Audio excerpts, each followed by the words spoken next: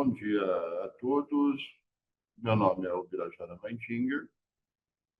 Eu sou juiz da Infância e Juventude da comarca de Bauru, e no estado de São Paulo. E atuo na Infância e Juventude há cerca de 32 anos.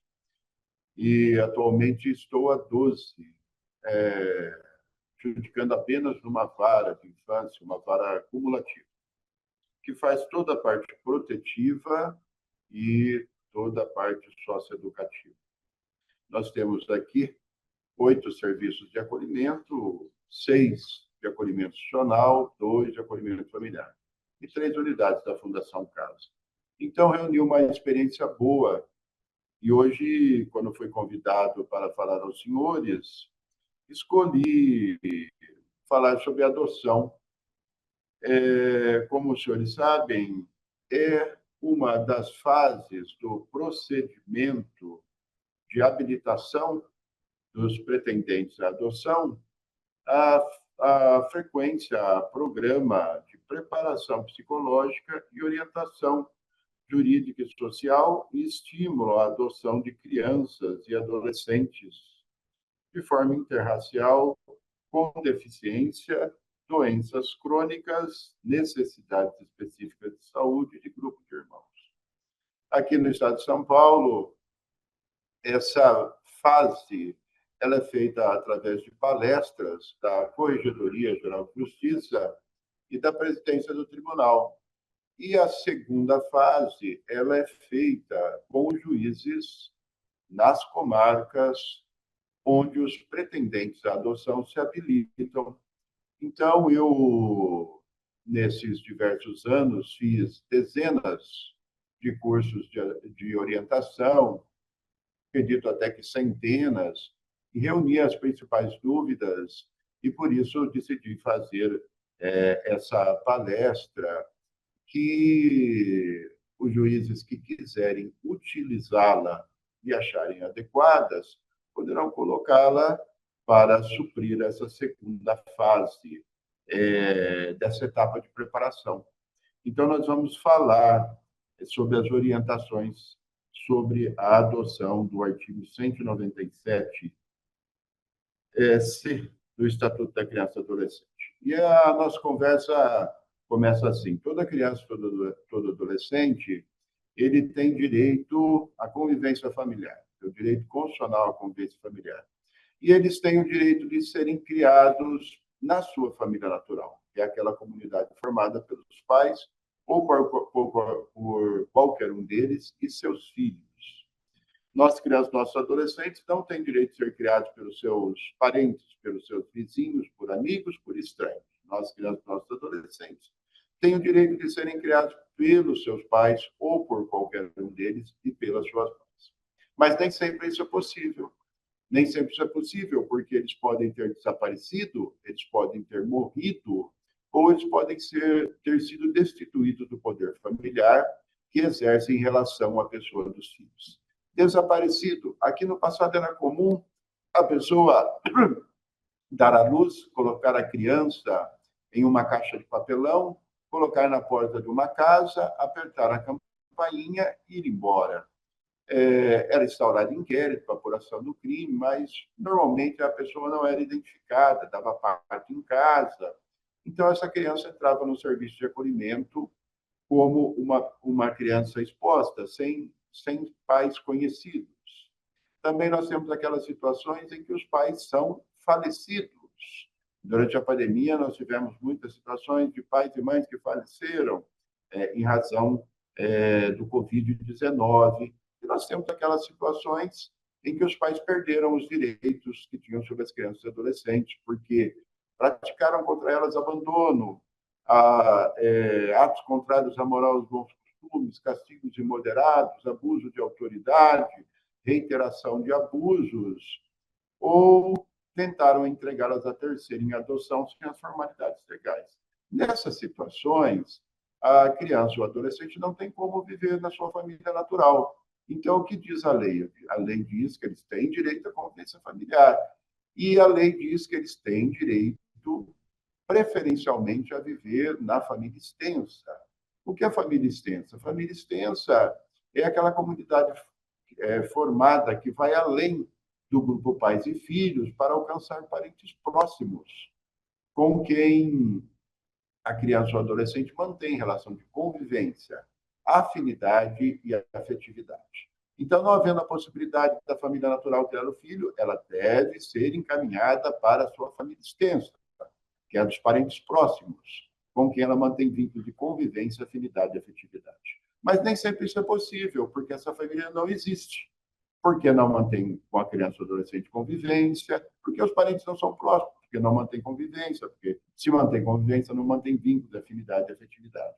Então, essas crianças continuam com o direito à convivência, tendo direito à convivência familiar, e são encaminhados para a família de estranhos. Essa família de estranhos são aquelas compostas pelos pretendentes à adoção que vêm ao judiciário e se habilitam para receber essas crianças. Em família substituta. A legislação prevê que existem 3 formas de colocação de crianças em família substituta. A primeira delas é a guarda, a segunda, a tutela e a terceira, a adoção. A guarda é a forma mais singela de colocação de criança e adolescente em família substituta. Normalmente, os adotantes, quando vão receber a sua criança ou o seu adolescente no fórum, eles vão recebê-los em guarda. Então, com uma guarda provisória. Então, é fundamental que todos conheçam qual é o conteúdo da guarda, quais são os direitos e os deveres do guardião. O guardião, ele fica obrigado a prestar à criança assistência material, moral e educacional, ou seja, dar sustento em casa, mandar para a escola e dar educação em casa. A guarda fará da criança dependente do guardião para todos os fins de direito. O guardião poderá colocá-la no seu plano de saúde, poderá colocá-la no seu seguro, poderá colocar as suas despesas para abater o imposto de renda, colocá-la de sócio num clube, colocá-la num plano de previdência sem ter qualquer acréscimo de despesa. E no exercício da guarda, o guardião ainda poderá se opor a terceiros, inclusive aos pais. Na rotina da criança, quem mandam são os guardiões. Também na condição de guardião, aqui na nossa cidade de Bauru, existe um benefício fiscal de isenção do pagamento do IPTU onde a pessoa mora. Então, eles poderão comparecer à Secretaria das Finanças com o termo de guarda e serão favorecidos com a isenção do IPTU do imóvel em que mora, enquanto estiverem no exercício da guarda. Também, com o termo de guarda provisória para fins de adoção, o pretendente à adoção já poderá requereram junto ao seu empregador, na forma da legislação que regula o seu trabalho, a licença maternidade e a paternidade. Normalmente, a licença maternidade são 120 dias mais 60, normalmente a paternidade 5 dias mais 10. Mas cada legislação tem uma previsão específica. Normalmente, os funcionários públicos têm o acréscimo imediato, outras empresas particulares dependem de compor programas do governo, mas tem direito à licença maternidade e paternidade, que começa a partir do momento que a criança é tirada do serviço de acolhimento e entregue para os guardiões. E também com o termo de guarda para fins de adoção, os guardiões, eles já poderão usar o nome que escolheram para adoção, para vigorar após a adoção. No estado de São Paulo existe uma lei estadual que assegura a utilização do nome que foi escolhido para vigorar após a adoção nos documentos dos órgãos de saúde, UPAs, UBSs, Unidades de Saúde da Família, pronto-socorros, hospitais, nos equipamentos da educação, creche, pré-escola, ensino fundamental, ensino médio, nos equipamentos da cultura, bibliotecas, nos equipamentos de esporte e lazer, academias. Então, os pretendentes poderão usar o nome já que escolheram para vigorar após a adoção. Vai constar nos documentos o nome de registro, mas embaixo vai constar o nome escolhido para vigorar após a adoção, como nome social ou afetivo, pelo qual a criança ou adolescente tem direito de ser chamada. A guarda pessoal intransferível, os guardiões terão que exercer esses encargos pessoalmente e é provisória, poderá ser revogado pelo juiz, ouvido o Ministério Público. A outra forma de colocação de criança e adolescente em família substituta é a tutela. O juiz coloca em tutela os menores cujos pais morreram ou que foram destituídos do poder. A obrigação de nomear tutor é dos pais, mas se eles não fizerem, o juiz vai fazer com base numa ordem legal. Primeiro, ele vai escolher entre os ascendentes, depois entre os colaterais, irmãos, tios, primos, sobrinhos. Não encontrando, vai mandar recolhê-los a programas de acolhimento institucional ou familiar, aguardando a colocação em família substituta. A tutela tem todos esses encargos da guarda, mais a regência da pessoa e dos bens do tutelado. É a forma menos procurada no Poder Judiciário, porque o juiz pode exigir que o tutor dê bens de sua propriedade em garantia aos bens do tutelado e preste contas periodicamente. Por isso, é a forma menos procurada. E a terceira forma de colocação de crianças em família substituta é a adoção. A adoção é uma medida excepcional que só é adotada quando esgotada as possibilidades de colocação da criança ou adolescente na família natural e na família extensa. É um ato pessoal de grande responsabilidade, por isso não pode ser feito por procuração. Ou seja, a pessoa vai viajar e fala assim, doutor, vou deixar a procuração para o meu advogado, quando chegar a minha vez no cadastro, ele vai lá e escolhe a criança. Não, isso não é possível. Tem que ser feito pessoalmente. O adotante tem que ter pelo menos 18 anos de idade, independente do seu estado civil. Ele pode ser solteiro, pode ser casado, pode ser viúvo, pode ser disputado, pode ser divorciado. Ele, sendo maior de 18 anos, qualquer pessoa pode adotar no nosso país. E nós não temos limite máximo, para a adoção. Mas o Estatuto da Criança, idade máximo, né? Mas o Estatuto da Criança e do Adolescente diz que a medida de colocação em família substituta não será deferida quando existir alguma incompatibilidade com ela. E nós temos percebido aqui na vara algumas incompatibilidades, né? Por exemplo, pessoas muito idosas que não têm condições físicas e psíquicas de assumirem o encargo de uma criança ou uma adolescente. Então, muito embora a lei ela não estabeleça um limite máximo, os estudos vão verificar se existe essa disponibilidade física e psíquica para assumir a adoção de uma criança. Não podem adotar os ascendentes, os avós, os bisavós não podem adotar. Por que não podem adotar? Porque a adoção rompe o vínculo com a família natural. Se eles pudessem adotar, eles estabeleceriam um vínculo. Depois de uma adoção pelos avós, ela pode provocar confusão parental. O avô adota o neto, no outro dia o neto vira irmão do pai, ele vira sobrinho, ele vira irmão do tio e vira tio do primo e assim por diante, numa verdadeira confusão parental. E pode provocar também confusão patrimonial, né? Então, somente excepcionalmente e com base no princípio do melhor interesse é que se tem admitido a adoção por avós, quando não há confusão patrimonial e quando não há confusão parental. Ou seja, a criança foi criada mesmo pelo avô como pai, como sendo pai e mãe, e os conhece como tais. Também não podem adotar os irmãos. A adoção conjunta é possível apenas para aqueles que vivam em união estável, união entre homem e mulher, pública, contínua e duradoura, para fins de construção de família e para os casados.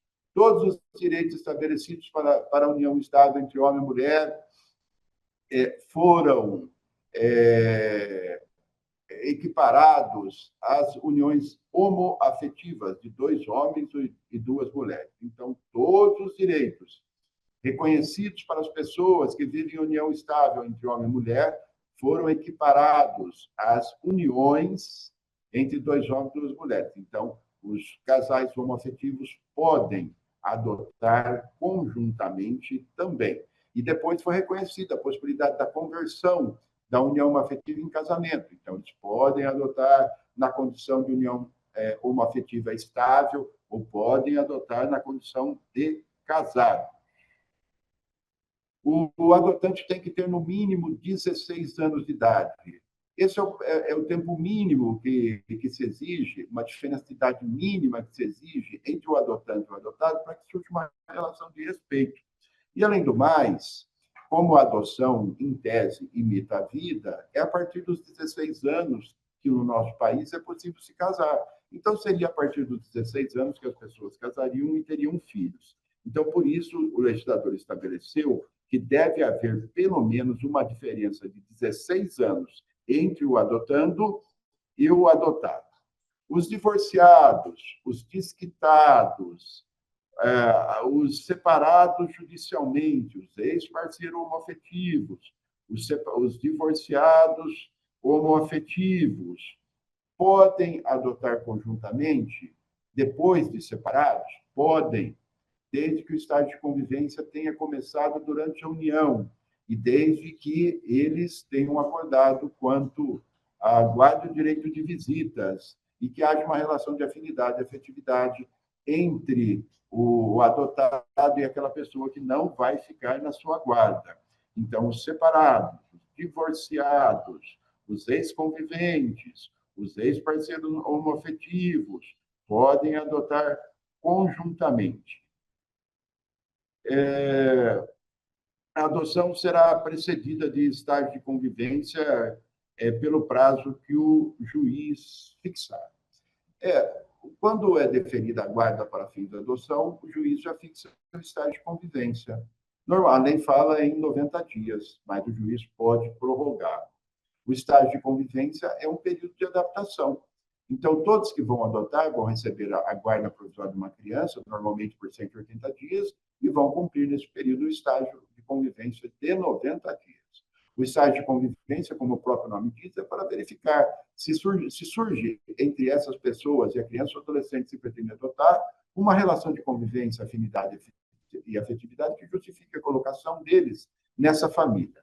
Tá? A desistência da adoção nessa fase do estágio de convivência não tem consequências maiores. Os pretendentes serão suspensos do cadastro, serão submetidos a novos estudos, depois eles poderão ser excluídos ou não do cadastro. E se a opção do estudo for pela exclusão, eles serão ouvidos anteriormente como forma de exercício do direito de defesa para defender a sua posição de permanecer ou não no cadastro. Então, a desistência da adoção durante o período de convivência não tem maiores consequências.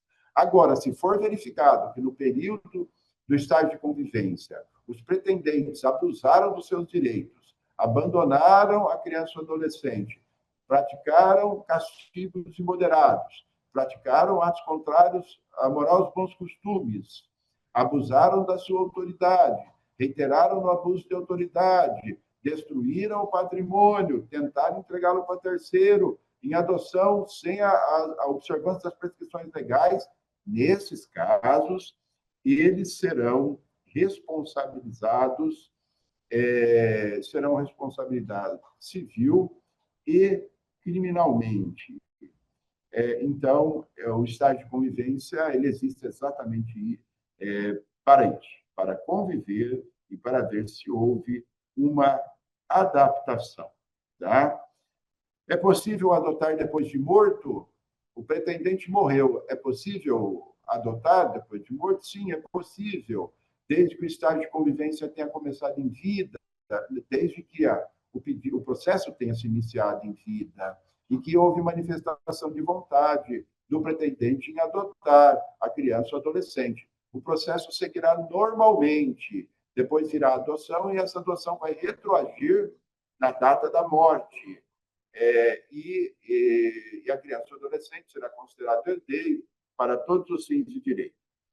O mesmo efeito tem sido conseguido por crianças e adolescentes que buscam o judiciário e que o o pretendente, o adotante, não fez manifestação em vida, não entrou com o processo, nem fez manifestação em vida, mas criava a criança e adolescente como fosse seu filho. Ele estava na posse do estado de filho e era reconhecido pela sociedade como tal. Então, ele vem ao Poder Judiciário e o Judiciário poderá reconhecê-lo como filho, com todos os direitos e todas as obrigações. A adoção é a forma de colocação em família substituta que se constitui numa ficção jurídica, numa fantasia da lei, que cria parentesco civil entre pessoas que normalmente não descendem umas das outras e nem de um tronco ancestral comum. A adoção fará da criança ou adolescente filho dos adotantes para todos os fins de direito. Vai desligá-la de todos os vínculos com a família biológica paterna e materna. E a adoção ela é irrevogável e não tem volta.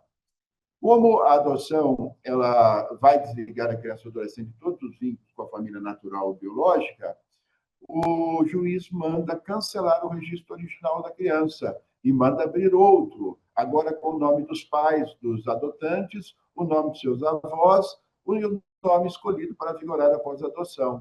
E aí o adotante poderá levar essa criança a registro em qualquer cartório do país. É como se ela tivesse nascido de novo.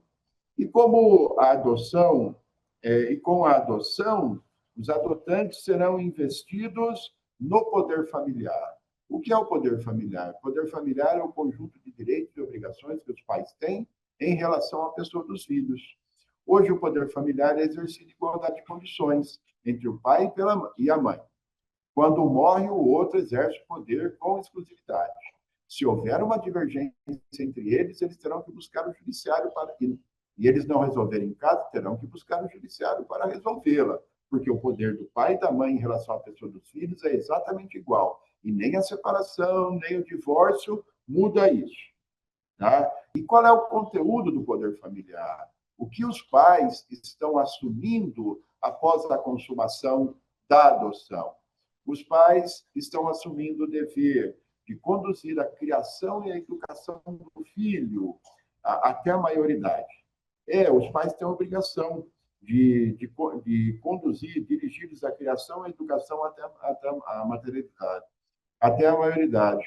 No passado, nós tínhamos o entendimento que os pais tinham que ser amigos dos filhos, mas essa expressão amizade está sendo substituída gradativamente pela expressão habilidade. Os pais têm que ter habilidade para conduzir a criação e a educação dos filhos. Mas como adquirir a habilidade? Os pais vão adquirir a habilidade primeiro fazendo curso de preparação, como o da Corregedoria da Presidência, esse hoje com os esclarecimentos mais comuns. Depois também eles poderão compor grupos de apoio à adoção, onde vão encontrar pessoas que adotaram como eles, vão trocar ideia com eles, se enriquecerem. Eles podem estudar, existe vasta literatura a respeito das fases do desenvolvimento da criança, como ela recebe os estímulos que recebe, como ela reage aos estímulos que recebe, e também poderão contar com a assistência do setor técnico do juízo para socorrê-los em qualquer situação, e poderão contar também com o juiz, com o promotor, com o defensor da comarca, que estão à disposição para ajudá-los. E assim é que eles vão conseguir conduzir a criação e a educação dos filhos até a maioria. Também com a adoção, em razão do pátrio poder, os adotantes estão assumindo a obrigação de ter os filhos na sua guarda e companhia. Não surgiu entre nós ainda a criação EAD, ensino à distância. Não, filho é todo dia, o filho é no dia a dia que é criado, que ele é educado. E seria mesmo inconcebível que o adotante não ficasse com ele o dia todo. Eles podem contar, sim, com auxiliares, podem contar com padrinhos, podem contar com amigos, podem contar com vizinhos, podem contar com estranhos para ajudá-lo, mas a responsabilidade é deles. O que nós temos visto aqui é que, muitas vezes, os adotantes pegam a criança, entregam na creche, na escola, passam o dia inteiro lá, depois chegam em casa, dá banho, dá comida e deixam no quarto com o celular. Hoje, você deixar uma criança no quarto com o celular, você é pior que deixá-la numa rua escura da periferia da cidade. Ela será assediada por grupo de ódio a mulheres, misoginia, grupo de ódios a minorias, negros, comunidade LGBTQI+. Eles serão assediados por grupos de pornografia, por pessoas que buscam fotos mostrando parte do corpo, e isso será prejudicial à formação deles. Hoje, pelo ECA Digital, os pais têm o direito da vigilância parental. Os pais podem vigiar os atos dos filhos nas redes, na internet, de forma geral, nas redes sociais. Eles podem instalar dispositivos de controle de tempo, de acesso, de conteúdo, inclusive de compartilhamento de senha, para poder controlar o que os filhos fazem na internet. O uso de telas somente a partir de 2 anos de idade e por tempo controlado. O uso de redes sociais, a princípio, somente acima dos 12 anos de idade.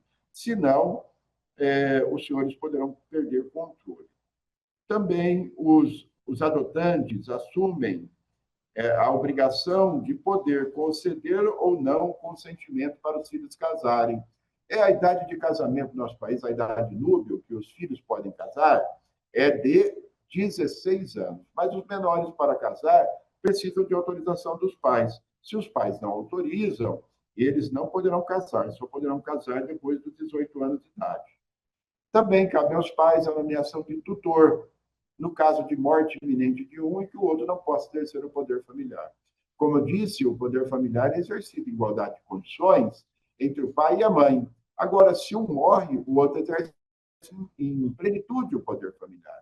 Agora, se um vai morrer e o outro não está em condições de exercer o poder familiar, porque vai morrer também, porque foi interditado, aí eles têm direito de nomear um tutor.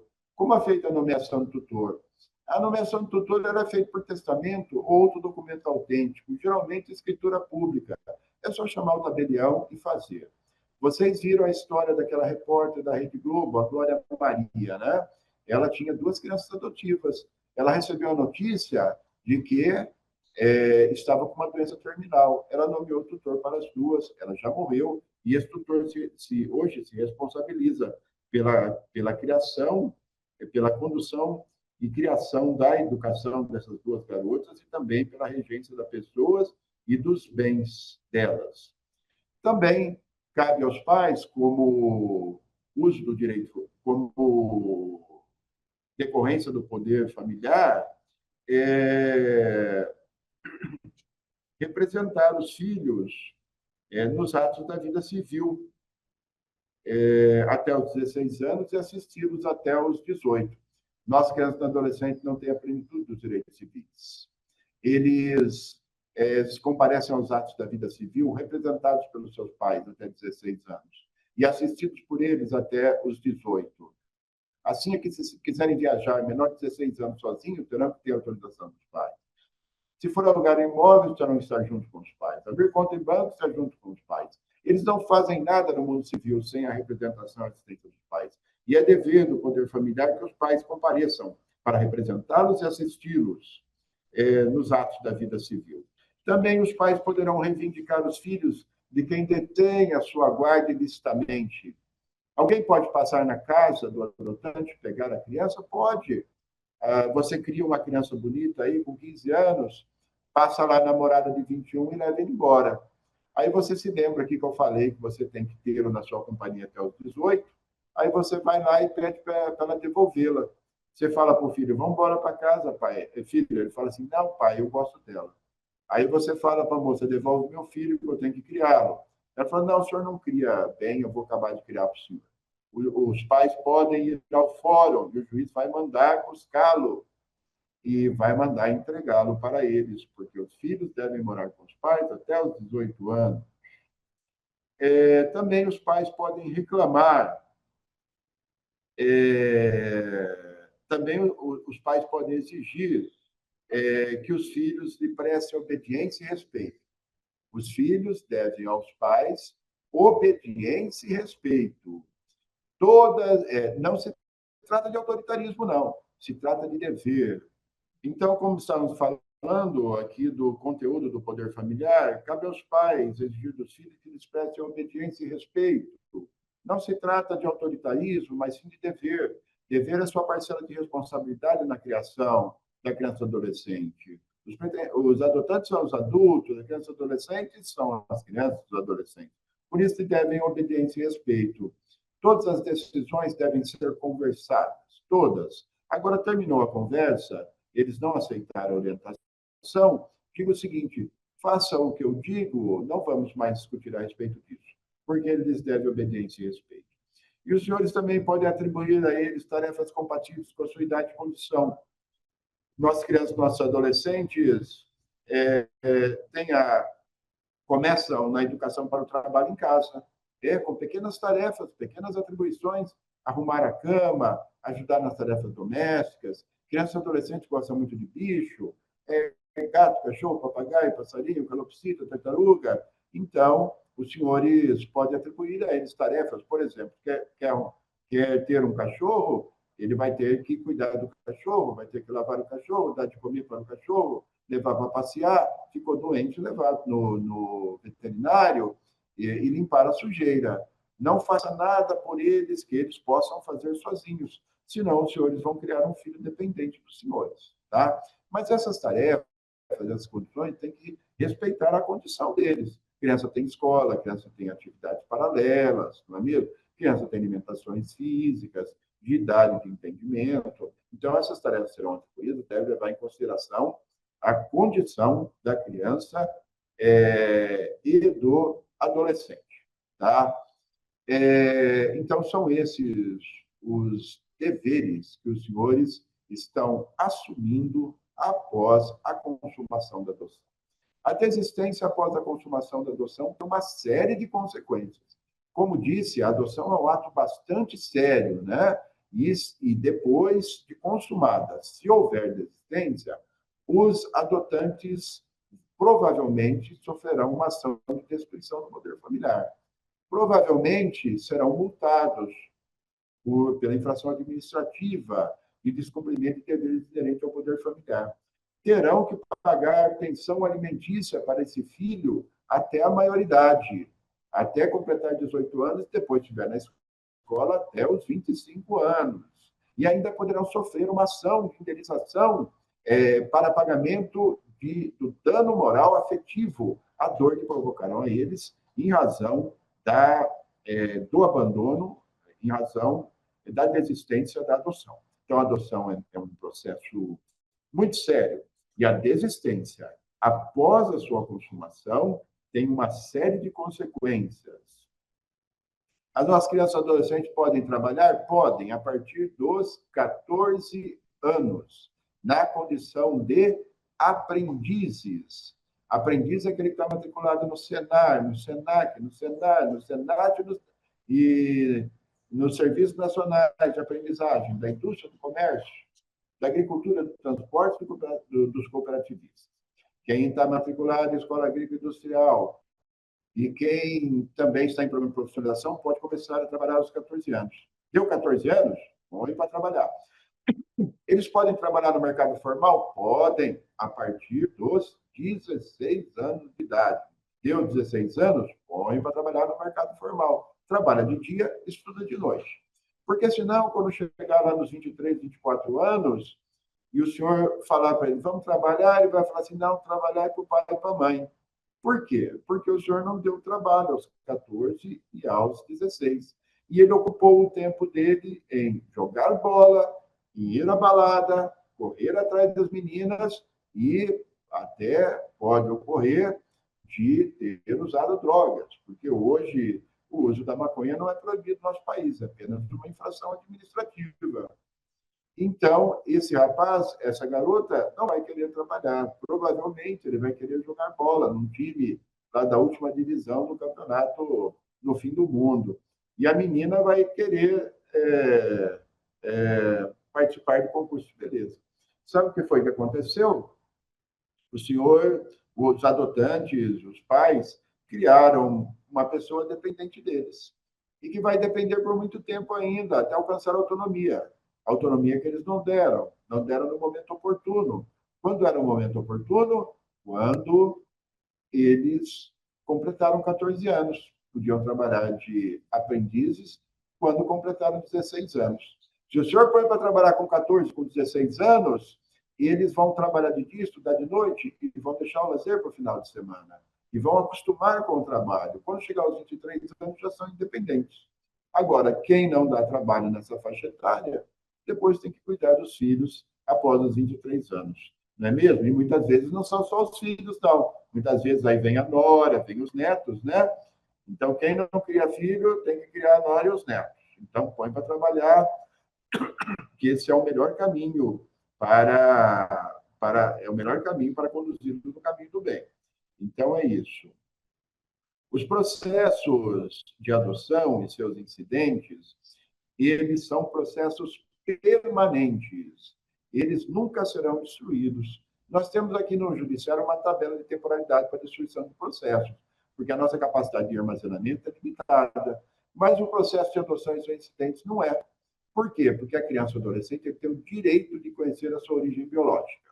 Então, se a criança ou adolescente comparecer aqui no cartório, no balcão, pedir para ver o processo, se ele for menor de 18 anos, ele tem direito, e eu terei que nomear, terei que autorizar e nomear a assistência de um defensor público e de um psicólogo para que ele possa folhear o processo. Se ele for maior de 18 anos, ele vê sozinho, não tem qualquer limitação. Por isso, esses processos nunca serão destruídos. E os senhores vão se orientar com a assistente social e psicólogo do processo, qual o momento oportuno de revelar a eles que eles foram adotados. Tá?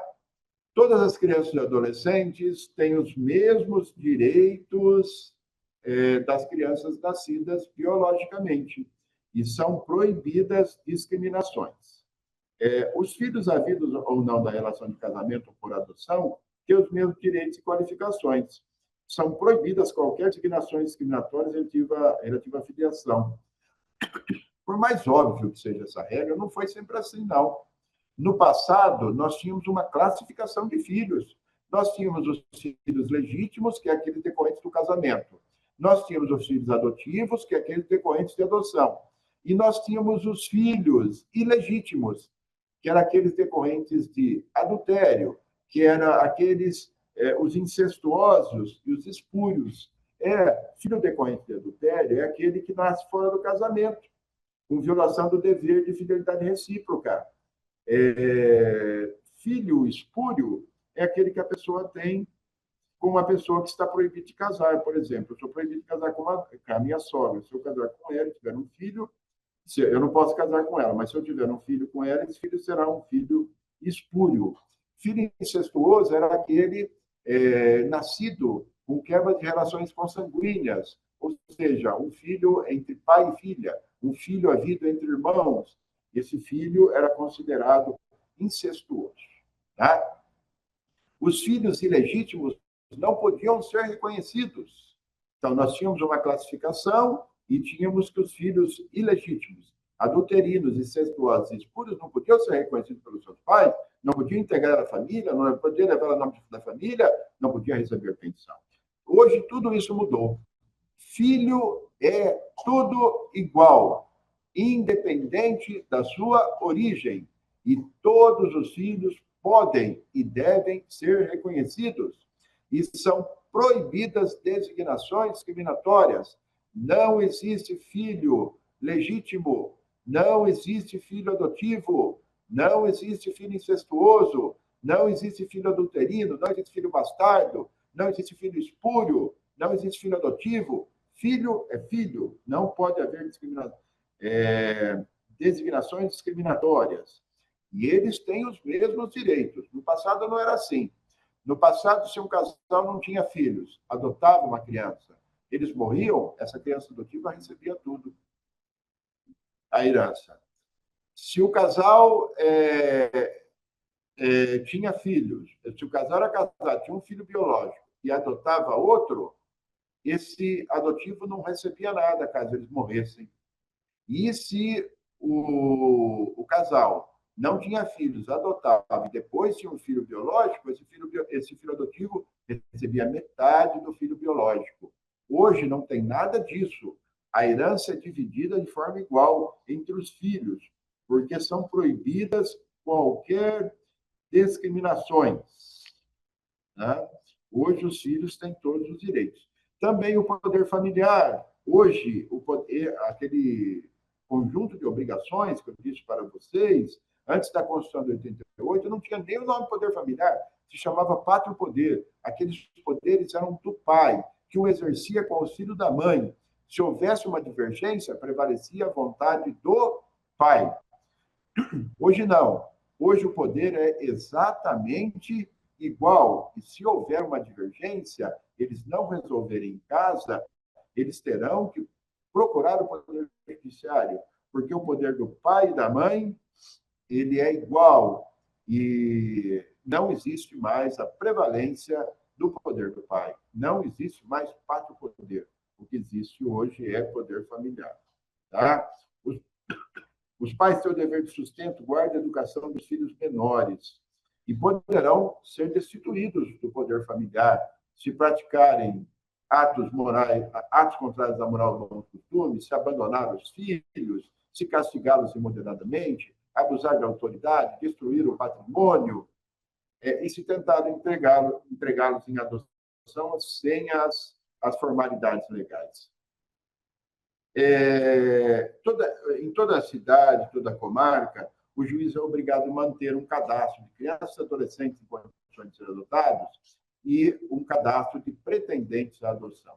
A inscrição é feita, hoje, o pré-cadastro é feito no Sistema Nacional de Adoção, você fornece o e-mail, eles te avisam e você recebe a relação de documentos e vai ao fórum da sua cidade para fazer a inscrição no cadastro pretendente.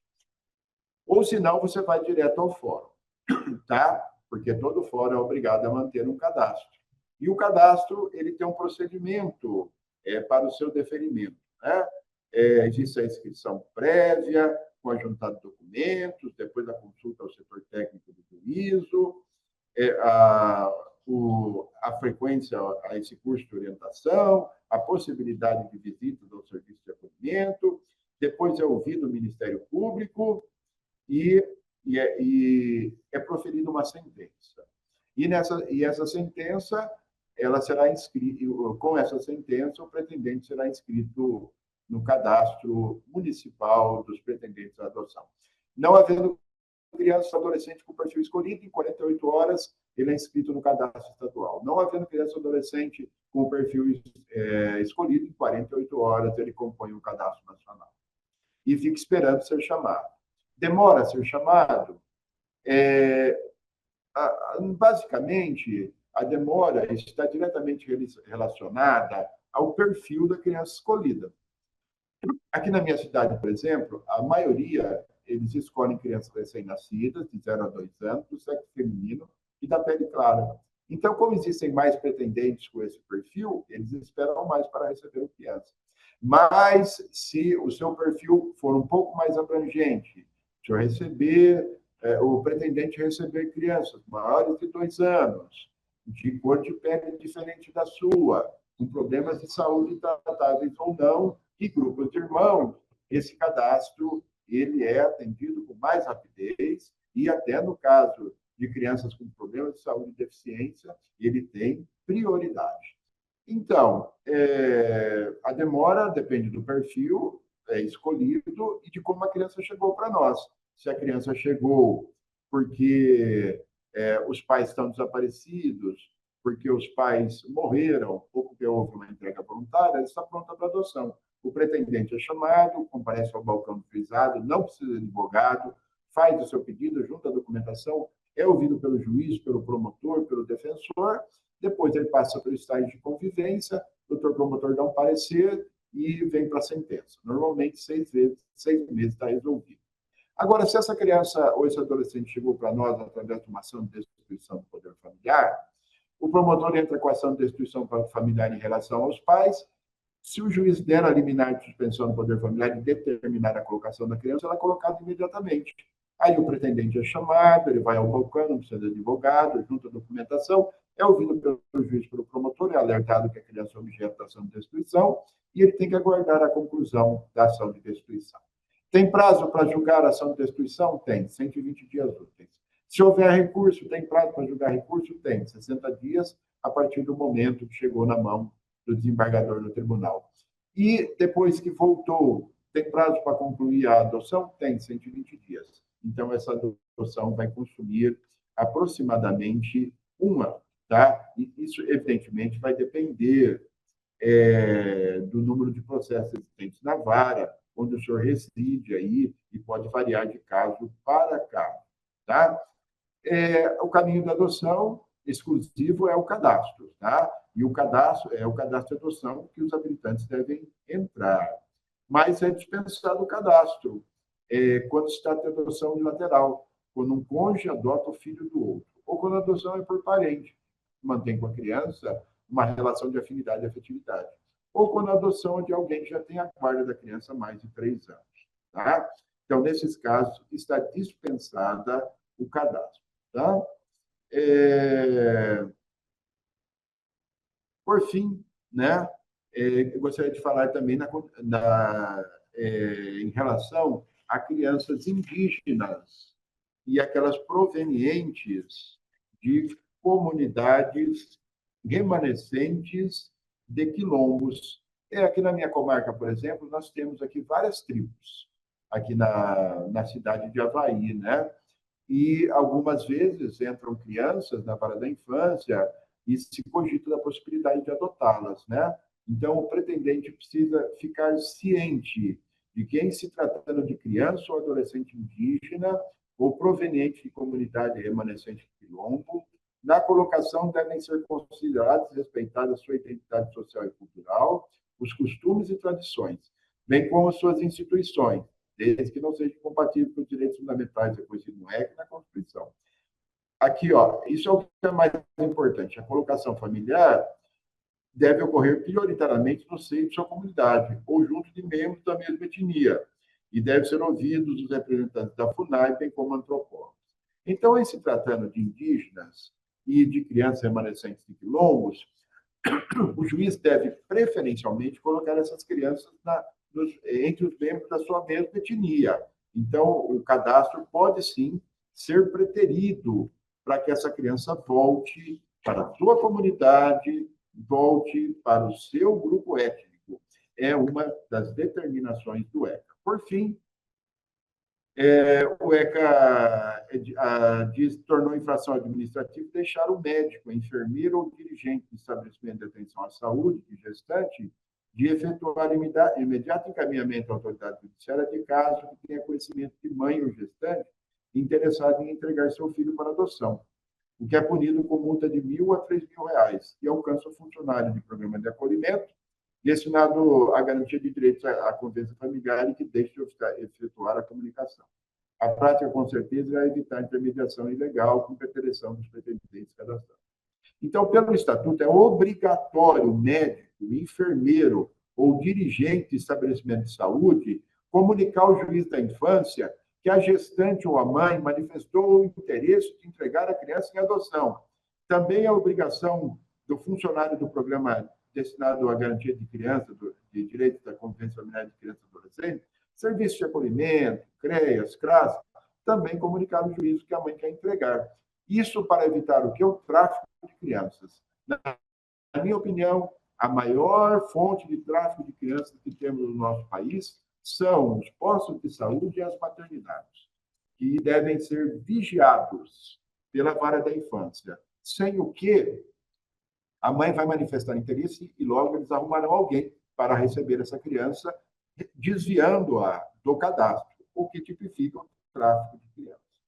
Então é isso, senhores. Essas eram as principais dúvidas que surgem aqui na vara com que eu trabalho, e quase que a cada 2 meses eu me reúno com pretendentes em adoção e procuro esclarecê-los com essa palestra e outras perguntas que me são dirigidas. Tá? Obrigado pela atenção dos senhores, obrigado pela oportunidade da associação e deixo o material à disposição para quem quiser utilizar na sua comarca como complementação ao curso do tribunal. Bom dia a todos.